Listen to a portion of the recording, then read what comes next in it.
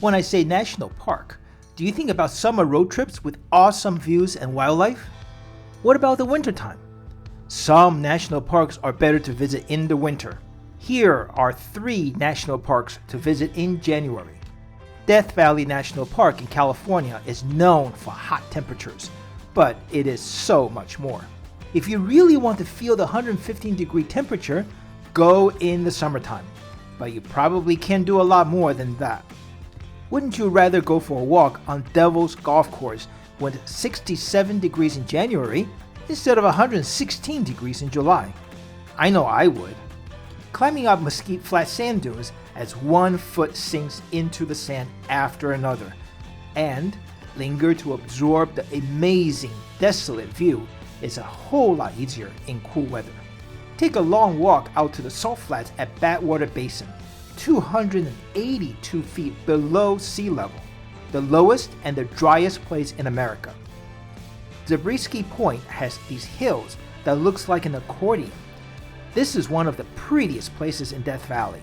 Go there in the afternoon when it is most colorful. Ubehebe Crater is a surreal moonscape that is out of this world. The brilliant colors of the hillside at Artist Palette reflects the afternoon sun. It is a beauty to behold. Take a drive to Panamint Valley, over Town Pass, for the desolate feel and watch the military jets fly by on their training missions. Salty Creek, one of the few places at Death Valley with water, has fish especially adapted to its salty, rust-colored water. Go up 5,500 feet to Dante's View for a spectacular panoramic view of the valley. Go in the morning when the sunlight reflects off of the mountain range. If you're lucky, wildflowers bloom after the rare rainfall in the winter and spring. All of these wonderful sights are much better enjoyed when it doesn't feel like an oven. January is a great time to go. Big Bend National Park in Texas is, like all things Texan, big.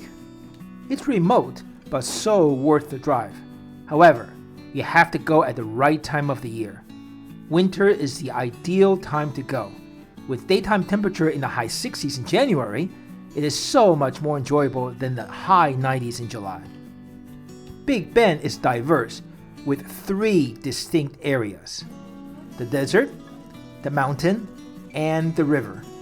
Boquillas Canyon Trail on the east side of the park heads into the canyon with 1,500-foot cliffs. While in this area, head across the border to Mexico for a visit and lunch at Boquillas del Carmen. Chisos Mountain is the only mountain range that is entirely within the national park, rising to 7,600 feet. Take a hike on the Windows Trail that leads to a cliff framed by rocks. Along the way, there are lots of birds flying about. Take your bathing suit when you hike the Hot Springs Trail and soak in the hot spring by the Rio Grande. The Ross Maxwell Scenic Drive has plenty of sights along its 30 miles, with everything from historical ranches, hikes, to viewpoints. The drive ends at the spectacular Santa Elena Canyon. The Santa Elena Canyon Trail, accessible when the creek is low, climbs up the side of the canyon for a wonderful view before descending down to the river with sheer cliffs on both sides. If you are adventurous enough, take a multi-day float trip on the Rio Grande through the canyon. Big Bend is big, diverse, and has something for everyone. January is a great time to visit to avoid the dangerous heat. South Florida sure sounds like a good place to go in January, and the best national park in South Florida is Everglades, especially for wildlife. January is a great time to go to avoid the hot, humid South Florida weather, and more importantly, to avoid mosquitoes and biting flies. The daytime temperature in January, in the high 70s, is very pleasant. Winter is the dry season in Everglades. As the water retreats, the animals gather in greater concentration around the remaining watering holes. Many birds migrate to Florida in the winter, which makes winter a great time for birders. Going during the dry season also avoids the frequent afternoon thunderstorms during the summer. The Anhinga Trail at the Royal Palms Visitor Center takes you around the pond with lots of birds, turtles, and alligators. The walkway gets you close to the wildlife as Anhinga birds and gators sun themselves. Take a boat tour on the Florida Bay at the Flamingo area. Look for birds, and if you're lucky, dolphins. The scenery is wonderful, and it's great to just sit back and enjoy the breeze. Shark Valley on the northern side of the park is an excellent area to see gators and all kinds of birds, not to mention an occasional python. You can take a tram tour or rent a bike to go on this wildlife-rich 15-mile loop, but be careful that you don't run into any gators.